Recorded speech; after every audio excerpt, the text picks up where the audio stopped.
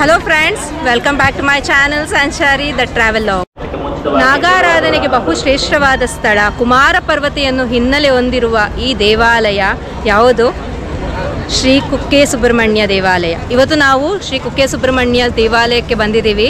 ಇಲ್ಲಿನ ವಿಶೇಷತೆ ಹಾಗೂ ಇಲ್ಲಿನ ಹಿನ್ನೆಲೆಯ ಕತೆ, ಪುರಾಣ, ಸ್ಥಳ ಪುರಾಣ ಎಲ್ಲವನ್ನೂ ನಿಮಗೆ ತಿಳಿಸ್ಕೊಡ್ತೀನಿ. ಬನ್ನಿ ನೋಡೋಣ ಕುಕ್ಕೆ ಸುಬ್ರಹ್ಮಣ್ಯ ಕ್ಷೇತ್ರವನ್ನು.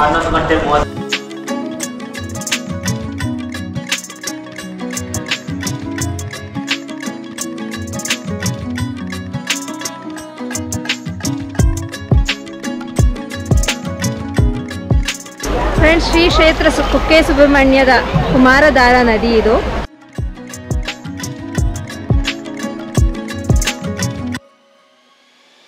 ಈ ದಡದಿಂದ ಅಲ್ಲಿವರೆಗೂ ಆರಾಮಾಗಿ ನಡ್ಕೊಂಡು ಹೋಗ್ಬೋದು. ಮಂಡಿಯವರೆಗೂ ಮಾತ್ರನೇ ನೀರು ಬರುತ್ತೆ, ಭಯ ಅನ್ನೋದೇನು ಇರಲ್ಲ. ಇಲ್ಲಿ ನೀರು ಹರಿಯೋ ಫೋರ್ಸು ಅಷ್ಟೇ, ಅಲ್ಲಿ ಸ್ಟಾಪ್ ಮಾಡಿದ್ದಾರೆ, ಸೊ ಅಷ್ಟು ಜೋರಾಗೂ ಹರಿಯಲ್ಲ ನೀರು. ಸುಬ್ರಹ್ಮಣ್ಯ ಸ್ವಾಮಿಯು ತಾರಕಾಸುರನ ಸಂಹಾರದ ನಂತರ ಈ ಸ್ಥಳಕ್ಕೆ ಬಂದು ಅವರು ಕೊಂದ ವೇಲನ್ನು ಇಲ್ಲಿ ಕ್ಲೀನ್ ಮಾಡಿದ್ರಂತೆ. ಸೊ ಇಲ್ಲೇ ಅವ್ರು ಬಂದು ಅದನ್ನೆಲ್ಲ ನೀಟಾಗಿ ವಾಶ್ ಮಾಡಿಕೊಂಡು ಶುದ್ಧ ಮಾಡಿರೋ ಸ್ಥಳ ಇದು. ಸೊ ಹಾಗಾಗಿ ಧಾರಾ ನದಿ ಕುಮಾರಧಾರೆ ಆಯಿತು. ಮತ್ತೊಂದು ಹಿನ್ನೆಲೆಯ ಕಥೆ ಇದೆ ಇಲ್ಲಿ. ಅದೇನು ಅಂದರೆ, ಕುಮಾರಸ್ವಾಮಿಯು ಅಂದರೆ ಸುಬ್ರಹ್ಮಣ್ಯ ಸ್ವಾಮಿಯು ತಾರಕಾಸುರನ ಸಂಹಾರದ ನಂತರ ಕುಮಾರ ಪರ್ವತದ ಮೇಲೆ ಬಂದ್ರಂತೆ. ಇದನ್ನು ನೋಡಿದ ಇಂದ್ರನು ಇಂಪ್ರೆಸ್ ಆಗಿ ಅವರ ಮಗಳಾದ ದೇವಸೇನನನ್ನು ಕೊಟ್ಟು ಮದುವೆ ಮಾಡಲು ಕೇಳಿದ್ರು. ಕುಮಾರಸ್ವಾಮಿಯು ಮದುವೆಗೆ ಒಪ್ಪಿದ್ರಂತೆ. ಇದೇ ಸ್ಥಳದಲ್ಲಿ ಅಂದರೆ ಕುಮಾರ ಪರ್ವತದ ಮೇಲೆ ಅವರ ಮದುವೆ ಆಯಿತು. ಅವರ ಮದುವೆಗೆ ಅನೇಕ ಋಷಿಮುನಿಯರು, ದೇವತೆಗಳೆಲ್ಲರೂ ಬಂದ್ರಂತೆ. ಎಲ್ಲ ಕಡೆಯಿಂದ ಪುಣ್ಯ ನದಿಗಳಿಂದ ತಂದು ಅವರಿಗೆ ಧಾರೆ ಮಾಡಿದ್ರಂತೆ, ಮದುವೆಗೆ ಧಾರೆ ಮಾಡಿದ್ರಂತೆ. ಆ ಧಾರೆ ಮಾಡಿರುವ ನೀರು ಇಲ್ಲಿ ಬಂದಿದೆ ಅನ್ನುವ ಪದ್ಧತಿ, ನಂಬಿಕೆ ಇದೆ. ಆ ನೀರು ಇಲ್ಲಿ ಬಂದಿರೋದ್ರಿಂದ ಇದನ್ನು ಕುಮಾರಧಾರೆ ಎಂದು ಹೆಸರು ಬಂತು ಅಂತ ಸಹ ಕತೆ ಇದೆ. ನೋಡಿ ಫ್ರೆಂಡ್ಸ್, ಈ ರೀತಿ ಬಂದು ಇಲ್ಲೆಲ್ಲ ವಾಶ್ ಮಾಡಿ ಗಲೀಜು ಮಾಡ್ತಿದ್ದಾರೆ. ಸ್ನಾನ ಆಯಿತು, ಬನ್ನಿ ಈಗ ದರ್ಶನಕ್ಕೆ ಹೋಗೋಣ. ಸ್ವಾಮಿಯ ದರ್ಶನದ ಮುಂಚೆ ಕುಮಾರಧಾರೆಯಲ್ಲಿ ಸ್ನಾನ ಮಾಡಿ ನಂತರ ದರ್ಶನಕ್ಕೆ ಹೋಗಬೇಕು ನಾವು. ಹಾಗೆ ಸ್ನಾನ ಮಾಡಿದ್ರು ಇವರೆಲ್ಲ, ನಾನು ಮಾಡಿಲ್ಲ ಈ ಸಲ. ನಿಮಗೆಲ್ಲರಿಗೂ ಒಂದು ವಿನಂತಿ ಏನಂದರೆ, ಇಲ್ಲಿ ಬರ್ತೀರಲ್ಲ, ಯಾವುದೇ ಪುಣ್ಯ ನದಿಗಳಲ್ಲಿ ಸ್ನಾನ ಮಾಡೋದಕ್ಕೆ ಬಂದಾಗ ದಯವಿಟ್ಟು ಮುಳುಗ್ಬಿಟ್ಟು ಹೋಗಿ. ಸೋಪೆಲ್ಲ ಹಾಕ್ಕೊಂಡು ವರ್ಷಗಳ ಕಾಲ ಆಗಿ ಸ್ನಾನ ಮಾಡೋ ಥರ ಇಲ್ಲಿ ಬಂದು ಮೈಯೆಲ್ಲ ಉಜ್ಕೊಂಡು ಗಲೀಜು ಮಾಡಬೇಡಿ ನದಿಗಳನ್ನ. ಆಮೇಲೆ ಇಲ್ಲಿ ನೋಡಿ, ಬಟ್ಟೆ ಎಲ್ಲ ಒಗಿತಾರೆ. ಏನಕ್ಕೆ ಬೇಕು ಹೇಳಿ? ಮನೆಗೆ ಹೋದ್ಮೇಲೆ ಮಾಡ್ಕೊಬೋದಲ್ಲ, ಸುಮ್ಮನೆ ಯಾಕೆ ಈ ಥರ ಎಲ್ಲ ಬಂದು ಗಲೀಜು ಮಾಡೋದಲ್ವಾ? ಸೊ ನೀಟಾಗಿ ಬಂದು ಪುಣ್ಯ ನದಿನಲ್ಲಿ ಹೇಗೆ ಸ್ನಾನ ಮಾಡಬೇಕೋ ಹಾಗೆ ಮಾಡಿಕೊಂಡು ಹೋಗಿ.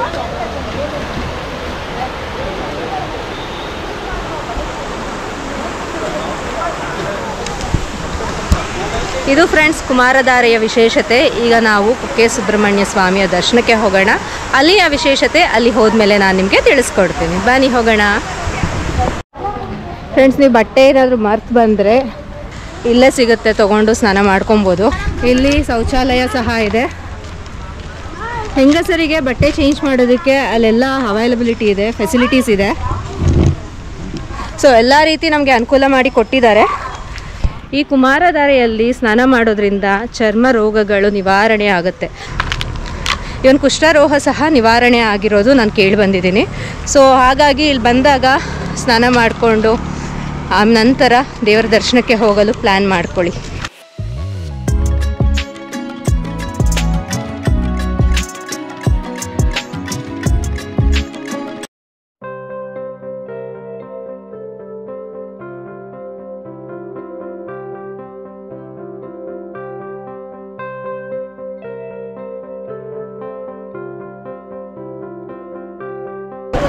ಫ್ರೆಂಡ್ಸ್, ನೀವು ಇಲ್ಲಿ ಬಂದ ಕೂಡಲೇ ಅನೇಕರು ನಿಮಗೆ ಅಪ್ರೋಚ್ ಆಗ್ತಾರೆ. ಆದರೆ ಇಲ್ಲಿ ನಾವು ಯಾವುದೇ ಒಂದು ಸೇವೆಯನ್ನು ಮಾಡಿಸ್ಬೇಕು ಅಂದರೆ ನರಸಿಂಹ ಮಠ ಅಂತ ಒಂದು ಮಠ ಇದೆ, ಅವ್ರ ಹತ್ರ ಮಾತ್ರನೇ ಎಲ್ಲ ಸೇವೆಯನ್ನು ನಾವು ಮಾಡಿಸ್ಬೇಕಾಗುತ್ತೆ.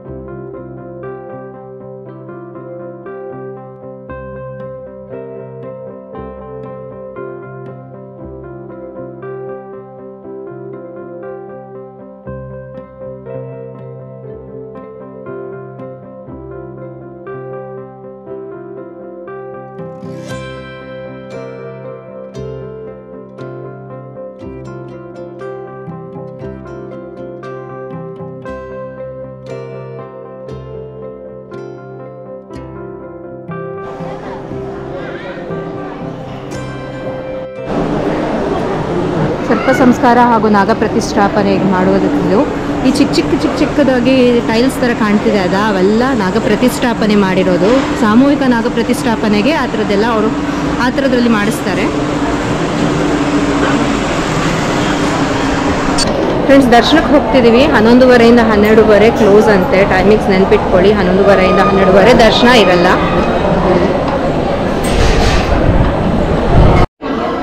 ಫ್ರೆಂಡ್ಸ್, ಇದು ದೇವಸ್ಥಾನದ ಒಳಾಂಗಣ.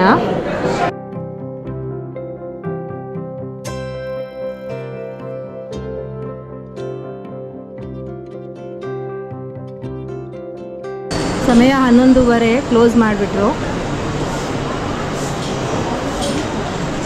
ಫ್ರೆಂಡ್ಸ್, ಇದೇ ಗರ್ಭಗುಡಿ. ಇಲ್ಲಿ ಒಳಗಡೆ ಸುಬ್ರಹ್ಮಣ್ಯ ಸ್ವಾಮಿಯವರು, ಕೆಳಗೆ ಆದಿಶೇಷ, ವಾಸುಕಿ, ಆಮೇಲೆ ಮೇಲೆ ಭಾಗ ಸುಬ್ರಹ್ಮಣ್ಯ ಸ್ವಾಮಿಯ ವಿಗ್ರಹ ಇದೆ. ಇದು ಇಲ್ಲಿನ ಮೂಲ ವಿಗ್ರಹದ ವಿಶೇಷತೆ. ಮೂವರು ಆದಿಶೇಷ ವಾಸುಕಿಯ ಸಮೇತ ಶ್ರೀ ಸುಬ್ರಹ್ಮಣ್ಯ ಸ್ವಾಮಿಯವರು ಇಲ್ಲಿ ನೆಲೆಸಿದ್ದಾರೆ. ಅದ್ರ ಮುಂದೆ ಒಂದು ದೊಡ್ಡ ಗರುಡ ಕಂಬವಿದೆ.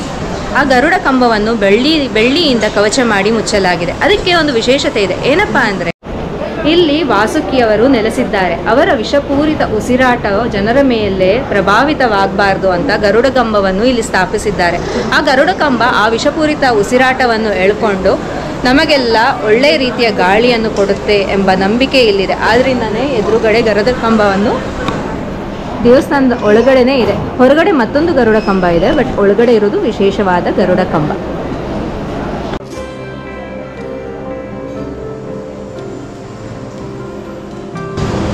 ಸಂಪುಟ ನರಸಿಂಹ ದೇವರು.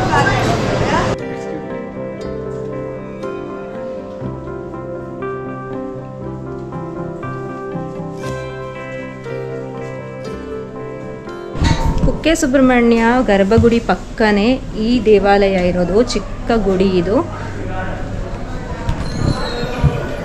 ಈಗ ನೈವೇದ್ಯಕ್ಕಾಗಿ ನಿಲ್ಲಿಸಿದ್ದಾರೆ, ದರ್ಶನವನ್ನು ನಿಲ್ಲಿಸಿದ್ದಾರೆ. ಸ್ನೇಹಿತರೆ, ಅದೇ ಗರುಡ ಕಂಬ ನಾನು ಹೇಳಿರೋದು. ಈ ಸ್ಥಳದ ಮೂಲ ನಿವಾಸಿಗಳು ಮಲೆಕುಡಿಯ ಅನ್ನೋರು. ಸೊ ಅವರು ಮಲೆಕುಡಿಯ ಅನ್ನೋರಿಗೆ ಒಂದು ಲಿಂಗ ಸಿಕ್ತಂತೆ. ಆ ಲಿಂಗನ ಅವರು ಬೆತ್ತದ ಬುಟ್ಟಿಯಲ್ಲಿ ಎತ್ಕೊಂಡು ಈ ಸ್ಥಳಕ್ಕೆ ಬರ್ತಾರೆ. ಬೆತ್ತದ ಬುಟ್ಟಿ ಅಂದರೆ ತುಳು ಭಾಷೆಯಲ್ಲಿ ಬೆತ್ತದ ಬುಟ್ಟಿಯಕ್ಕೆ ಕುಕ್ಕೆ ಅಂತ ಹೆಸರು. ಅದರಿಂದ ಈ ಸ್ಥಳಕ್ಕೆ ಕುಕ್ಕೆ ಎಂಬ ಹೆಸರು ಬಂದಿದೆ. ಸೊ ಹಾಗಾಗಿ ಮಲೆಕುಡಿಯರಿಂದನೇ ಇಲ್ಲಿ ಚಂಪಸೃಷ್ಟಿಗೂ ಸಹ ರಥ ಕಟ್ಟೋದ್ರಿಂದ ಹಿಡಿದು ಎಲ್ಲ ಕಾರ್ಯಕ್ರಮಗಳು ಅವರೇ ಪ್ರಾರಂಭ ಮಾಡ್ತಾರೆ. ಇಲ್ಲಿ ನಾಗದೋಷ ನಿವಾರಣೆಯ ಪ್ರಮುಖವಾದ ದೇವಾಲಯ ಅಂದರೆ ಶ್ರೀ ಕುಕ್ಕೆ ಸುಬ್ರಹ್ಮಣ್ಯ ದೇವಾಲಯ.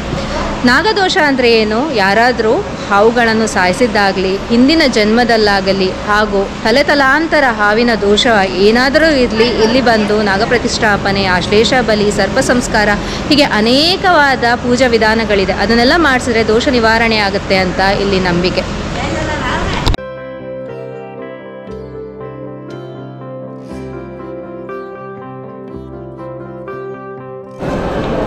ಸರ್ಪವು 3 ಭಾಗವಾಗಿ ವಿಂಗಡಣೆಯಾಗಿದೆ. ಆದಿ, ಮಧ್ಯ, ಅಂತ್ಯ.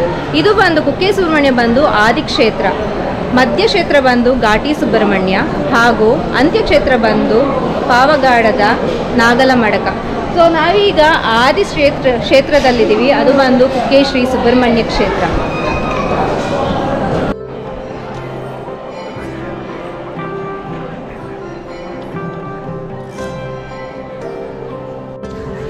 ಇಲ್ಲಿ ಸರ್ಪ ಸಂಸ್ಕಾರ ಅಂತ ಮಾಡ್ತಾಳೆ, ಆದರೆ ಅದು ಶ್ರದ್ಧಾ ಪೂಜೆಯ ಸಮಾನ.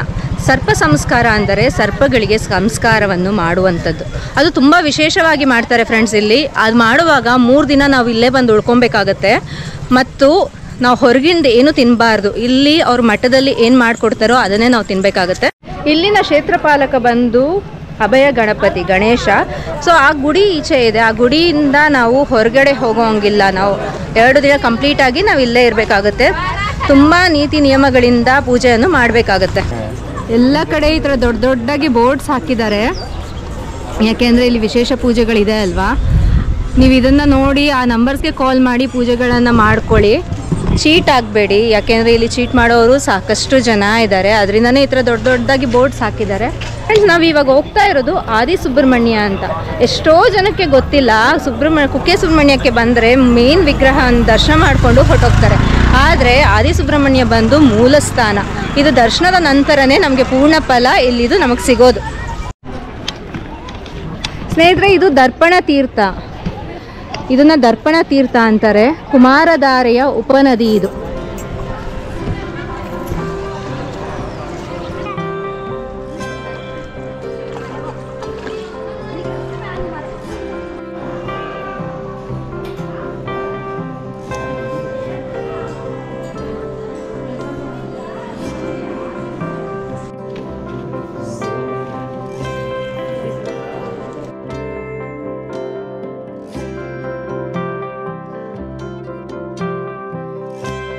ಆದಿಸುಬ್ರಹ್ಮಣ್ಯದ ಪವಿತ್ರ ಪ್ರಸಾದ ಇದೆ. ಹುತ್ತದ ಮಣ್ಣು, ಇದರಿಂದ ಅನೇಕ ಔಷಧ ಗುಣಗಳಿದೆ. ಸ್ನೇಹಿತರೆ, ಈ ದೇವಾಲಯವನ್ನು ಕೇರಳ ಶೈಲಿನಲ್ಲಿ ನಿರ್ಮಾಣ ಮಾಡಿದ್ದಾರೆ. ಇದು ಬಂದು ಸುಬ್ರಹ್ಮಣ್ಯ ಸ್ವಾಮಿಯವರ ಮೂಲ ಸ್ಥಾನ. ಈ ದರ್ಶನದ ನಂತರವೇ ನಮ್ಮ ಯಾತ್ರೆ ಸಂಪೂರ್ಣವಾಗುವುದು. ಇಲ್ಲಿ ನಾಗರಹಾವಿದೆ ಎಂಬ ನಂಬಿಕೆ ಇದೆ. ನಾಗರಹಾವು ಇದೆಯಂತೆ. ಇಲ್ಲಿ ಒಳಗಡೆ ಗರ್ಭಗುಡಿನಲ್ಲಿ ನಮಗೆ ಹುತ್ತ ಕಾಣುತ್ತೆ. ಅದನ್ನ ವಾಲ್ಮೀಕಿ ಹುತ್ತ ಅಂತ ಕರೀತಾರೆ. ಆ ಹುತ್ತದಲ್ಲಿ ಹಾವಿದೆ ಅನ್ನೋ ನಂಬಿಕೆ ಅಂತೂ ಇಲ್ಲಿದೆ. ಈ ಹುತ್ತದ ಮಣ್ಣನ್ನು ಮೃತಿಕ ಪ್ರಸಾದ ಅಂತ ಹೇಳ್ತಾರೆ. ಫ್ರೆಂಡ್ಸ್, ಇಲ್ಲಿ ದರ್ಶನದ ಟೈಮಿಂಗ್ಸ್ ಬಂದು 6 ಗಂಟೆಯಿಂದ ಸಂಜೆ 7 ಗಂಟೆವರೆಗೂ ಮಾತ್ರ ಇರುತ್ತೆ. ಕಾಲು ನೋವು ಇರೋರಿಗೆ ಇಲ್ಲಿ ಬ್ಯಾಕ್ ಸೈಡಿಂದ ಎಂಟ್ರಿ ಹೋಗ್ಬೋದು. ಡೈರೆಕ್ಟಾಗಿ ಮುಂದೆ ಹೊಟ್ಟೋಗುತ್ತೆ. ಬ್ಯಾಕ್ ಸೈಡಲ್ಲಿ ಹೋಗಿ ನೋಡ್ಬೋದು.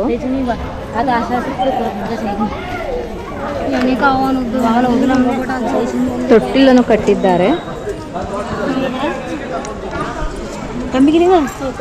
ಸಂತಾನವಾಗದೆ ಇರೋರು ಇಲ್ಲಿ ಬಂದು ಪೂಜೆ ಮಾಡಿಕೊಂಡು ಇಲ್ಲಿ ತೊಟ್ಟಿಲು ಕಟ್ಟಿ ಹೋಗ್ತಾರೆ.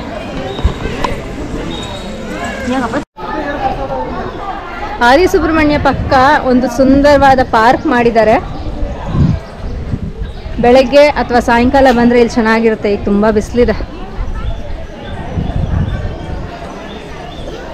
ಸರ್ಪ ಸಂಸ್ಕಾರ ಯಾಗಶಾಲೆಯೂ ಇಲ್ಲೇ ಇರೋದು.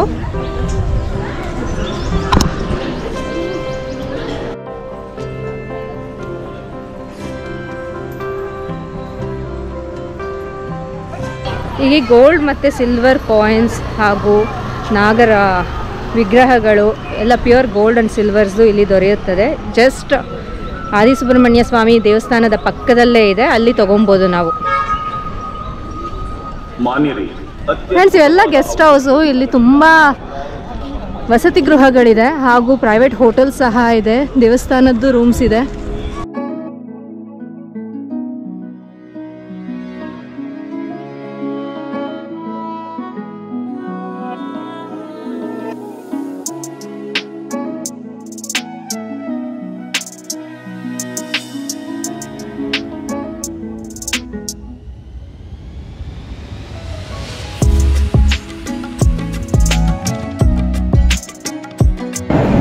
ಅನ್ನಪ್ರಸಾದ ತಗೊಳ್ಳೋದಕ್ಕೆ ಬಂದಿದ್ದೀವಿ.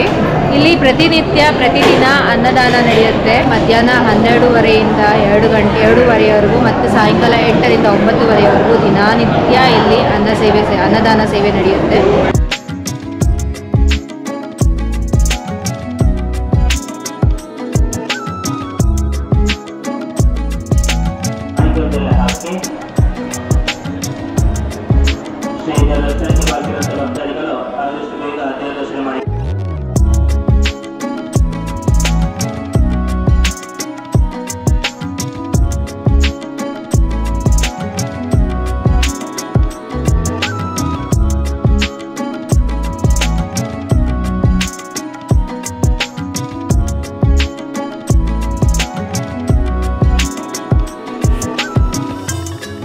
ಫ್ರೆಂಡ್ಸ್, ಇದನ್ನ ಬಿಲದ್ವಾರ ಅಂತಾರೆ. ಬಿಲದ್ವಾರ ಕೇವ್ಸ್.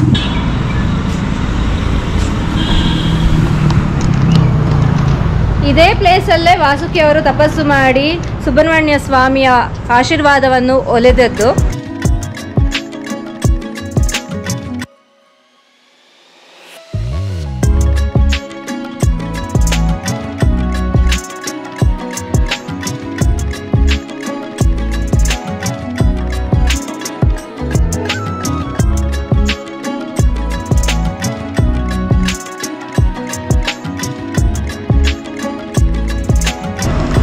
ಗುಹೆ ನೋಡಿ ಹೇಗಿದೆ, ಭಯ ಆಗುತ್ತೆ. ಹಾವು ಗುತ್ತದ ತರನೇ ಇದೆ ಇದು.